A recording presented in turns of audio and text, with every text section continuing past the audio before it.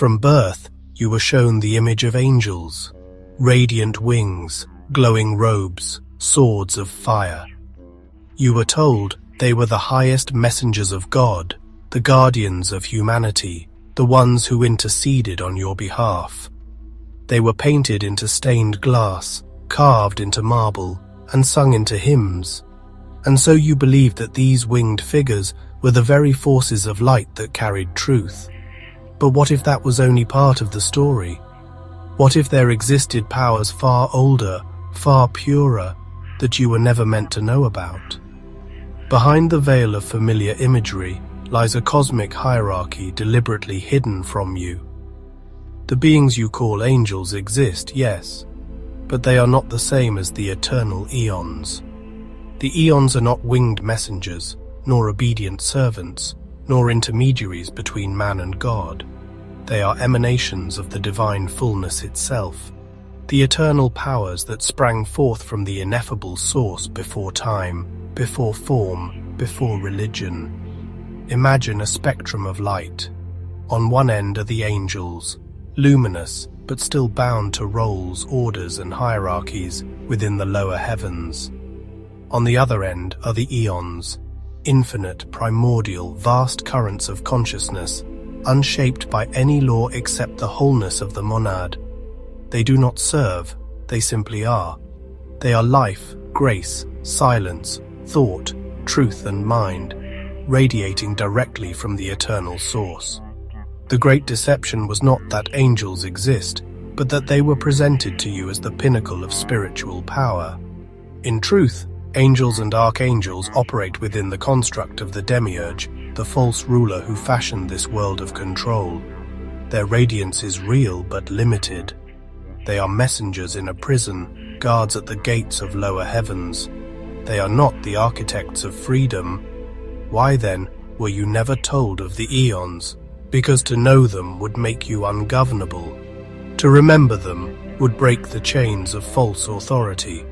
If humanity had remembered that each soul is already connected to the Aeons, then the Archons, the rulers of the counterfeit world, would have lost their grip. This is why the texts were burned, the teachers silenced, the Gnostic Gospels buried in the desert sands. You were taught to look up at angels, when you should have been looking inward to the Aeons. The conflation was not accidental, it was strategic. By confusing these orders of being, the gatekeepers ensured you would never rise above them. But tonight, the veil begins to tear. The Aeons are returning to your memory. They are not far, not unreachable, not hidden behind choirs or hierarchies. They have always been within you, waiting for recognition. And once you know the difference between Aeons and angels, you will see why this truth was erased. Because the moment you remember, the entire architecture of control begins to crack, and the world of borrowed light trembles before the return of the fullness. The Aeons are not personalities, nor winged figures. They are living emanations of the monad, the eternal source beyond name and beyond form. To speak of Aeons is to speak of qualities so vast they cannot be contained within matter, yet they overflow into creation to guide and anchor all that is true. Mind, truth, grace, life, silence, and light. These are not abstractions, but living currents that flow from the heart of the divine. Picture the pleroma, the fullness, as an infinite ocean of radiant fire. From that ocean, waves rise as Aeons, each carrying a unique essence of the divine's wholeness. They are not separate gods or angels, but facets of one eternal jewel. Barbelo, the first thought, is the fountain of creation. Sophia, wisdom, is the yearning that brings forth form. Christos, the Aeon of light, descends as a redeemer. These are not myths. They are maps of your own soul's memory. The Aeons are self-existing outside of time and hierarchy. They do not need altars or intercessors. They simply emanate like rays of the sun that shine without effort. To invoke them is not to beg or petition, but to remember. When you attune to truth, you are touching the eon of truth. When you rest in silence, you are merging with the eon of silence. When you breathe life, you embody the eon of life. Contrast this with angels. Angels have rank. They belong to orders, seraphim, cherubim, thrones, dominions. They are powerful, yes, but they are still structured within a chain of command. They carry messages, protect nations, guard gates. But they are not origin. They are intermediaries. The danger is not in honoring angels, but in confusing them with eons. For the eons are the origin. Angels are the servants. The eons emanate directly from the divine. Angels act within a constructed cosmos, often under the demiurge's law. To forget this difference is to confuse the river with the source, the reflection with the light. When the Gnostics spoke of the pleroma, they described a realm beyond the reach of angels. It is not that angels are evil, but that they are bound. The eons, on the other hand, are unbound, infinite powers of the divine imagination. They are the blueprint of creation itself, the archetypes of being. And here lies the first great secret. The eons live not only in the heavens but within you. Your soul is their mirror. Your very being is a fragment of their wholeness. To remember them is to awaken the part of yourself that was never created, never fallen, never enslaved. This is why the archons fear your remembrance. For once you call upon the eons, you bypass every false ruler and every counterfeit light. You step directly into the fullness, and no hierarchy can bind you again. Angels have always fascinated humanity. They are seen as radiant messengers, guardians with swords of flame, protectors of nations and keepers of cosmic order. But the truth is more complex than the paintings and prayers reveal. Angels are real, yet they exist within the structures of the lower heavens. Their power is undeniable, but their authority comes not from the pleroma, but from the demiurge, the ruler of this counterfeit cosmos. The ancient texts described orders of angels, seraphim, cherubim, thrones, dominions, powers, principalities. Each order holds a task, each one bound by law. Unlike the eons, angels are not free emanations of the eternal source. They serve within hierarchies, some benevolent, some deceptive. Their roles are functional, not eternal. They stand as intermediaries, not as origin. Consider how angels appear in Scripture: messengers delivering commands, warriors enforcing decrees, guardians enforcing gates. Their purpose is always obedience. They rarely question, never rebel, except those who fell and were branded as demons. The true eons, by contrast, are not servants at all. They are the living blueprint of existence. They are freedom itself. This distinction is critical. When you pray to an angel, you are speaking into a chain of command that does not necessarily lead you back to the source. Some angels are loyal to the demiurge. Others may be sympathetic to the human struggle, but they all operate within a created order, far below the fullness of the pleroma. The Church elevated angels as if they were the highest powers. Choirs sang to Michael, Raphael, Gabriel, Uriel. Statues towered in cathedrals. Angels became symbols of purity and light. But few realized that their light was borrowed, a reflection of something greater. The eons, by contrast, were erased. They had no statues, no choirs, no feast days. Their presence was too dangerous, for they bypassed hierarchy entirely. To remember them was to no longer need intercessors. To call upon them was to directly connect to the eternal source. And so angels were exalted while eons were buried in silence. This does not mean angels should be despised. They are real, and their help can be felt. But they must be understood for what they are, servants within a system of control. They may comfort, but they do not liberate. They may guide, but they cannot redeem. For redemption does not come from messengers of the demiurge. It comes from remembrance of the eons. And once you see this distinction, the veil of confusion begins to thin. Angels are bright, yes, but the eons are blazing suns. Angels deliver orders, but eons birth creation. Angels serve, eons simply are. Where there is hierarchy, there is corruption. Just as angels serve within the demiurge's cosmos, so too do demons thrive as distortions of power. In the Gnostic vision, demons are not merely fallen angels, they are expressions of the archons, the rulers of the counterfeit heavens. They feed on fear, manipulation, and ignorance. The archons are the architects of illusion. They crafted the matrix of control that keeps humanity bound. Each archon rules a sphere, enforcing false laws, creating distractions, bending perception. They are not divine. They are imposters, posing as gods to keep the soul from remembering its true origin. And the demons are their shadows, parasitic forces that drain human vitality. When people confuse eons with angels, they are also vulnerable to mistaking archons for gods. The archons thrive on worship. They masquerade as saviors, feeding off the devotion of the masses. Their angels enforce obedience. Their demons devour energy. It is a counterfeit hierarchy, a web designed to ensnare. The true eons stand outside of this corruption. They are untouched by it, for they emanate directly from the fullness. They do not need worship. They do not feed on fear. They radiate wholeness, and in their light, the schemes of the archons dissolve. But when humanity forgets the eons, it becomes easy prey for the archons' illusions. Throughout history, religions have been constructed around these powers. Some saints and angels may indeed assist humanity, but many are masks worn by the archons to gather control. The conflation was deliberate. Hide the eons, exalt the angels, demonize those who resist, and humanity remains docile.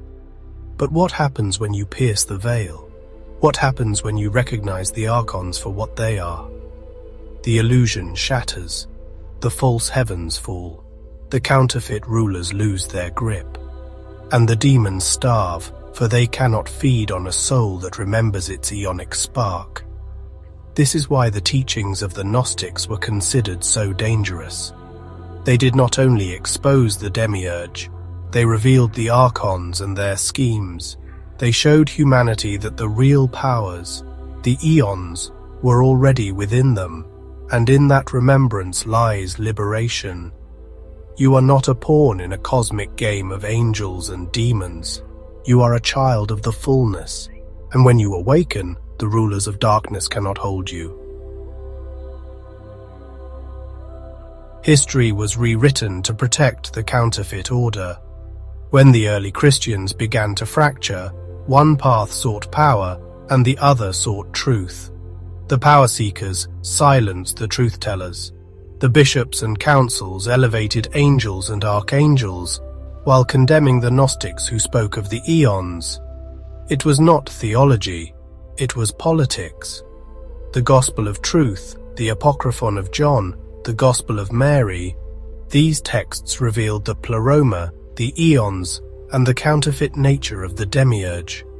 They spoke of divine emanations, of Sophia's descent, of the spark hidden in humanity. These writings were not mere speculation, they were revelations, and that made them dangerous. The rulers of the church understood something vital. If humanity knew of the eons, the authority of priests, bishops, and emperors would collapse. Why kneel before men when you can remember your union with the fullness itself? Why obey rulers when you are already emanations of divine light? So the teachings were suppressed, libraries were burned, Gnostics were branded heretics, angels and saints filled the void, offered as substitutes for the eons.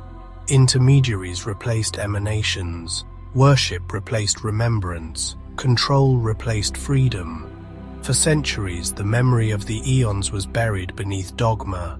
Angels became the center of devotion, their images adorning cathedrals, their names filling prayers. But the eons, the true guardians of the soul, were never spoken of again, until fragments of the texts resurfaced, hidden in the sands of Nag Hammadi.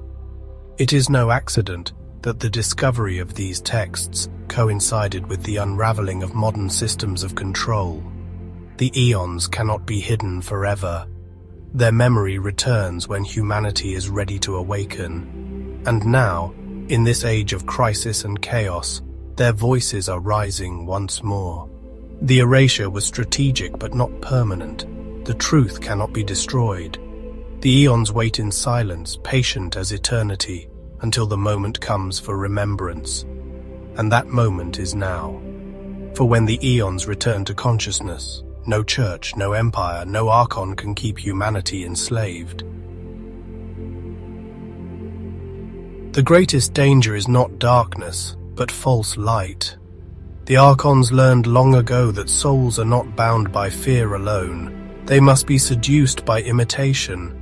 And so they created counterfeit light, dazzling heavens, radiant angels, golden thrones. A spectacle to distract from the true source. This counterfeit light is why so many are deceived. They encounter visions of brilliance, beings of radiance, promises of salvation, and yet behind the glow, the chains tighten. The archons know that if they appear as shadows, they will be rejected, but if they masquerade as angels, they will be worshipped. The Aeons do not dazzle, they do not seduce. Their presence is quiet, overwhelming in depth, not spectacle. Silence is their language, truth is their radiance, grace is their embrace. They do not demand worship, they awaken remembrance. Their light is not counterfeit, because it does not bind, it liberates. How many souls have been caught in the counterfeit heavens, mistaking archonic light for divine presence? Countless. And this is why the distinction matters. To know the difference between Aeons and angels is to discern between real and false light. The Church, knowingly or not, became a servant of this counterfeit system. By exalting angels and suppressing Aeons, it ensured that humanity would look upward for salvation, never inward. It offered light, but not truth.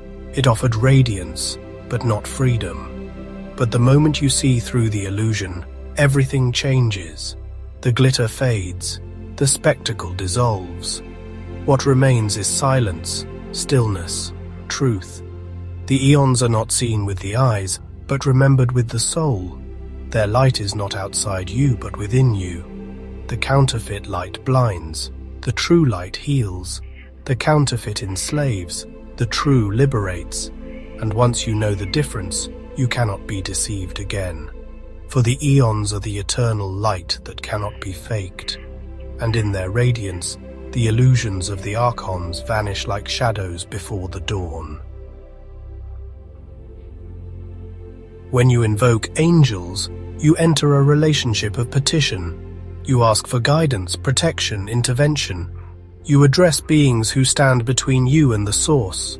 Sometimes they respond with comfort, sometimes with silence, but always you remain in a posture of dependence. When you invoke the Aeons, something entirely different happens. You are not asking for help from outside. You are awakening powers within yourself. You are not kneeling, you are remembering. To call upon the Aeons is to activate what was already present, waiting in the depths of your being. Say the name of an angel and you may feel presence at your side. Say the name of an Aeon, truth, life, grace, silence, and you awaken that quality inside your own soul. It is not a visitation, it is an ignition. It is not outside in, but inside out. This is why the Aeons were hidden. For a soul that remembers does not need intermediaries. A soul that calls upon truth within does not bow to external authorities. A soul that invokes life within cannot be enslaved by death. The Aeons make you sovereign. This is the difference between prayer and remembrance. Prayer is a request to something beyond you. Remembrance is the unveiling of what you already are. Angels may deliver messages, but the Aeons awaken your true identity. Imagine sitting in silence and speaking the name of silence itself, not as a word, but as a doorway. You fall into stillness, and the eon of silence arises. Imagine whispering truth, and suddenly every illusion collapses. Imagine invoking grace and feeling all burdens dissolve. This is not imagination, it is remembrance. The angels may comfort, the eons transform, the angels may guide, the eons liberate, the angels may serve. The eons reveal that you were never a servant at all. And in this distinction lies the key to freedom. For when you remember the eons, no archon, no false ruler, no counterfeit heaven can bind you again. The greatest secret is this. The eons are not only in the heavens, they are within you. You are their mirror. Your soul was birthed from their radiance. Every fragment of who you are carries the memory of the fullness. You do not need to travel to the pleroma. You are the pleroma, disguised as flesh. The eon of mind lives in your thoughts, waiting to be purified. The eon of truth burns in your heart, waiting to be spoken. The eon of life breathes in your lungs, waiting to be remembered. The eon of grace surrounds you like air, waiting to be embraced. The eon of silence waits in every pause, every stillness, every unspoken moment. You are not separate from them. You never were. The archons work tirelessly to make you forget. They distract you with fear, noise, division, identity. They tell you that you are only flesh, only temporary, only mortal. But the eons whisper the opposite. You are eternal, infinite, luminous. This is why awakening feels like remembering rather than learning. You are not adding something new. You are uncovering what was always there. The eons are not strangers. They are family. They are your origin, and they are calling you back. When you meditate, pray, or sit in silence, you may feel flashes of this.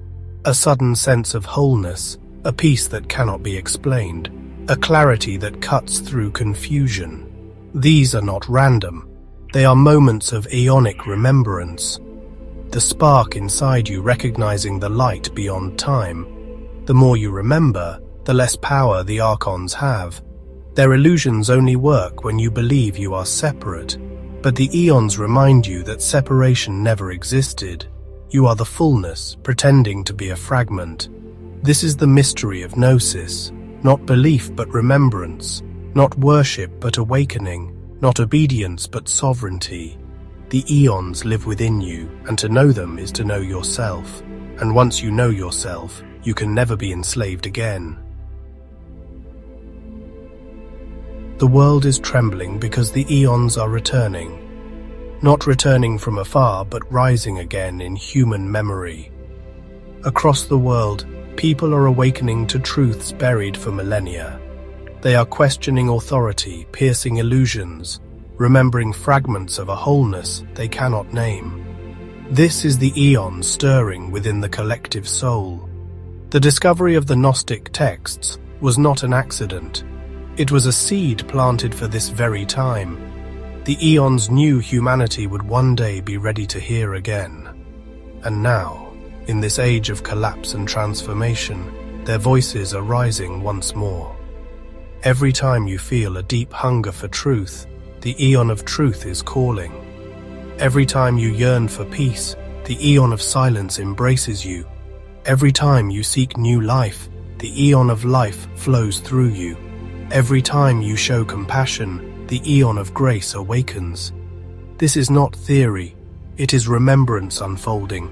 The archons tremble, for their grip is loosening. The old systems of control are breaking. The counterfeit lights are flickering out. The empires built on illusion are crumbling. Humanity is rising not because of revolt, but because of remembrance. The eons do not return as armies or rulers. They return as memory. They return as awakening. They return as you. They return as the spark within every human soul igniting at once. And when enough sparks ignite, the false heavens collapse under the weight of truth. This is the prophecy hidden in every tradition, not the coming of angels, but the remembrance of Aeons. Not salvation from outside, but awakening from within. Not obedience, but sovereignty. The Aeons are not coming to rescue you. They are awakening through you. This is why you feel it now, why the world feels unstable, why so much is being revealed. The return of the Aeons is not distant. It is already happening. And if you are hearing these words, it is because you are part of their return. You stand at the threshold of a great unveiling. For too long, the world has been shrouded in confusion. Angels elevated as if they were the ultimate guardians of light, while the true emanations of the divine, the Aeons, were hidden in silence. The time for silence is over. The time for remembrance has come. The Aeons are not distant cosmic rulers. They are living powers of the fullness, and they have never left you. When you invoke angels, you may feel comfort or guidance. But when you awaken the Aeons, you touch eternity itself. You feel not a presence beside you, but the spark within you ignite. You realize you are not small, not powerless, not a beggar in need of intermediaries. You are a child of the pleroma, a fragment of the fullness wrapped in flesh. And when you remember this, the false lights of the archons begin to fade. The church, the archons, the rulers of the counterfeit world, they wanted you to forget. They wanted you to bow to thrones and powers, to worship borrowed light, to live and die without ever remembering the truth. But now, the memory of the Aeons returns. Truth cannot be buried forever, light cannot be erased, and the soul cannot be enslaved once it remembers its origin. Close your eyes and feel it now. The Aeon of silence surrounds you, deeper than words, greater than thought. The Aeon of truth burns like fire, stripping away illusion. The Aeon of life flows through your breath, unstoppable and eternal. The Aeon of grace embraces you, dissolving every chain of guilt, every shadow of shame. These are not abstractions. They are alive within you, waiting to be remembered. The return of the Aeons is not a prophecy of some distant future. It is here, unfolding within you. Every moment you choose truth over illusion, life over death, silence over noise, grace over judgment, you awaken the Aeons again. They do not descend from the skies. They rise from your soul. You are their vessel, their mirror, their echo in time. And when you remember them, the entire false order trembles. This is the moment of decision. Will you remain bound to the counterfeit light, worshipping angels who serve within the demiurge's domain? Or will you step into remembrance of the Aeons, awakening the wholeness that no ruler, no empire, no archon can ever take away? The choice has always been yours. The power has always been within you. And now the call has never been clearer. Remember this, you were not created for servitude. You were emanated for freedom. You were not designed for obedience. You were born from the fullness itself. You are not a fragment lost in the void. You are the spark of the Aeons, the living memory of the pleroma, and nothing can erase that truth. If these words stir something inside you, it is because the Aeons are calling you home. Do not ignore the call. Walk the path of remembrance. And if you wish to dive deeper, to explore these mysteries in living stories, woven with myth, truth, and awakening, I invite you to check out my Gnostic spiritual fantasy books. The link is in the description. Step into the journey. The Aeons are waiting.